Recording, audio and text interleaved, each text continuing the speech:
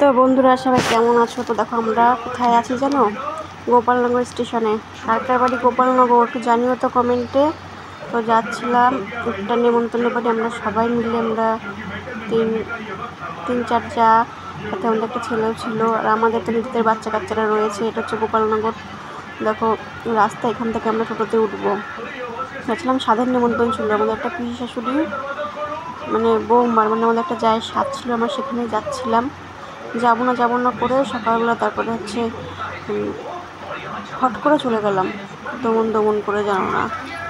তো সবাই একসাথে গেলে তো একটু মানে ভালোই লাগে, তাই না বলো? তো বিকেলে আবার 6টার ট্রেনে চলে আসবো। আমরা গিয়েছিলাম হচ্ছে, দেখো আমরা পৌঁছে গেছি, আমরা গিয়েছিলাম এখান থেকে 10:30 ট্রেনটাতে।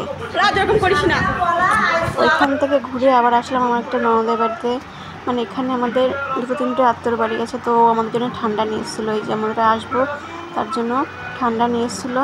তাই এখান থেকে খেয়ে ভেবেছিলাম যে যাবো আর একটা পাশে আরেকটা আত্মীয়র বাড়ি আছে, মানে একটা মামা বাড়ি হয়, মানে সেইখানে।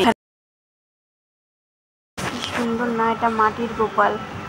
এখানে যে আমার এই ননটাদের বাড়িতে নামযজ্ঞ হয়েছিল, মানে বাড়িতে ওনাদের এখানে সেইখান থেকে নিয়ে এসেছিলো। তো আমি ভাবলাম যে গোপীসোনাটা একটা ভিডিও না করলে হয়। তারপর আমরা দেখো চলে যাচ্ছিলাম মাঠের রাস্তা দিয়ে, গেলে তাড়াতাড়ি হয় ওদের বাড়ির থেকে। আবার এই যে মাঠের রাস্তার ভিতরে কি হাওয়া ছাড়ছিল, দেখো মনে হচ্ছিলো যে এখনও বৃষ্টি আসবে। তো বলতে বলতে ওদের বাড়িতে যেতে যেতে বৃষ্টিটা নেমে পড়েছিল। এই সবাই মিলে যাচ্ছিলাম মাঠ দিয়ে। দেখো সবাই কত বাচ্চাগুলো আনন্দ করতে করতে যাচ্ছে, সবাই মিলে একসঙ্গে গেলে পরেই মানে ভালো লাগে, তাই না? আর দেখো হাওয়া কি পরিমাণ ছিল, যায় এটা তো বিল। দূরের থেকে দেখালাম, বেশি কাছের থেকে দেখাতে পারলাম না। গোপালনগর মানে তো বিল, বিলে বড় বড় সে মাছ থাকে বাউরের। তো এইখান থেকে দেখো একটা আম গাছে দেখাচ্ছি, দেখো কি পরিমাণে আম হয়েছে। তো আম হয়েছে গাছটা, দেখো এত পরিমাণে আর কি হাওয়া ছেড়েছিল। দেখো এই হাওয়ার জন্য আমরা তাড়াতাড়ি গেছিলাম, গিয়ে তো ওদের বাড়ি থেকে কোনোরকম একটু দাঁড়িয়ে আবার এই যে মানে নটা ওদের বাড়ি চলে এসেছিলাম। এসে সবাই সিঁড়িতে বসে গেছে, আর বাইরে পড়ছিল বৃষ্টি।